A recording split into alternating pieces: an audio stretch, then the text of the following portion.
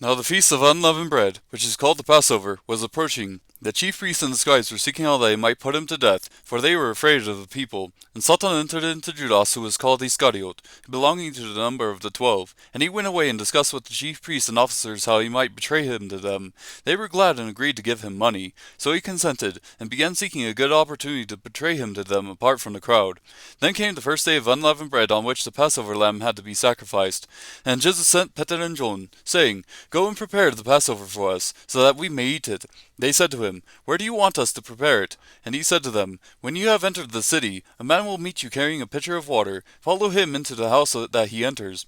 And you shall say to the owner of the house, The teacher says to you, Where is the guest room in which I may eat the Passover with my disciples?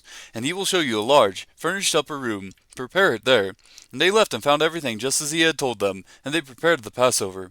When the hour had come, he reclined at the table, and the apostles with him. And he said to them, I have earnestly desired to eat this Passover with you before I suffer. For I say to you, I shall never again eat it until it is fulfilled in the kingdom of God. And when he had taken a cup and given thanks, he said, Take this and share it among yourselves. For I say to you, I will not drink of the fruit of the vine from now on until the kingdom of God comes. And when he had taken some bread and given thanks, he broke it and gave it to them, saying, This is my body which is given for you. Do this in remembrance of me.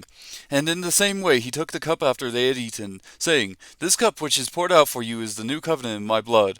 But behold, the hand of the one betraying me is with mine on the table. For indeed, the Son of Man is going as it has been determined, but woe to that man by whom he is betrayed.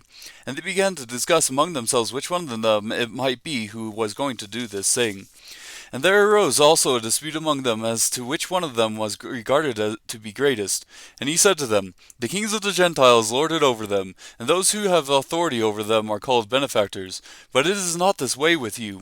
But the one who is the greatest among you must become like the youngest, and the leader like the servant. For who is greater, the one who reclines at the table or the one who serves? Is it not the one who reclines at the table? But I am among you as the one who serves.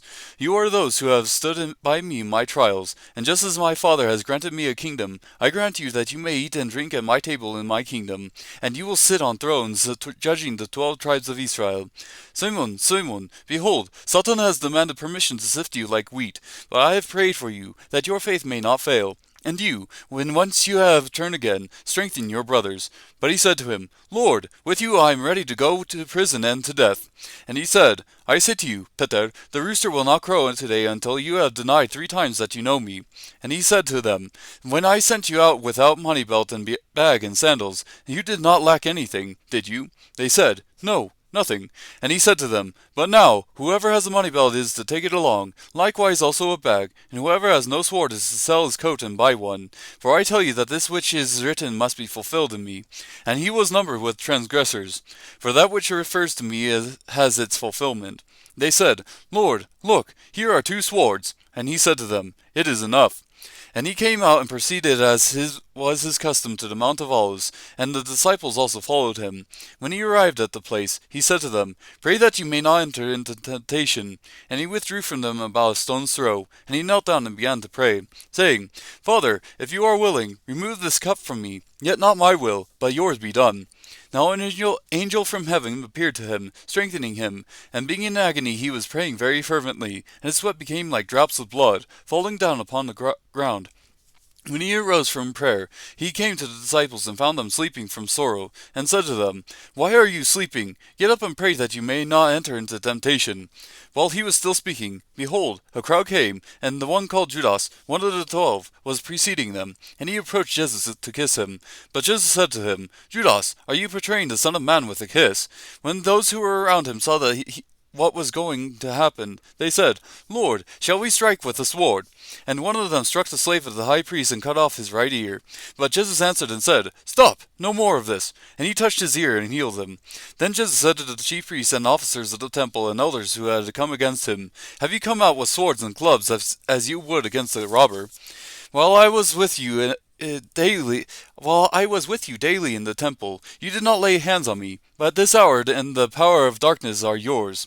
Having arrested him, they led him away and brought him to the house of the high priest, but Peter was following at a distance. After they had kindled a fire in the middle of the courtyard and had sat down together, Peter was sitting among them. And the servant girl, seeing him as he sat in the firelight and looking intently at him, said, This man was with him too. But he denied it, saying, Woman, I do not know him. A little later, another saw him and said, You are one of them too. But Peter said, Man, I am not. After about an hour had passed, another man began to insist, saying, Certainly this man also was with him, for he is a Galilean too. But Peter said, Man, I do not know what you are talking about. Immediately, while he was still speaking, a rooster crowed. The Lord turned and looked at Peter, and Peter remembered the word of the Lord, and how he had told him, Before a rooster crows today, you will deny me 3 times. And he went out and wept bitterly. Now the men who were holding Jesus in custody were mocking him and beating him, and they blindfolded him and were asking him, saying, Prophesy, who is the one who hit you? And they were saying many other things against him, blaspheming. When it was day, the council of elders of the people assembled, both chief priests and scribes, and they led him away to their council chamber, saying, If you are the Christ, tell us. But he said to them, If I tell you, you will not believe, and if I ask a question, you will not answer. But from now on the Son of Man will be seated at the right hand of the power of God. And they all said, Are you the Son of God, then? And he said to them, Yes, I am. Then they said, What further need do we have of testimony? For we have heard it ourselves from his own mouth.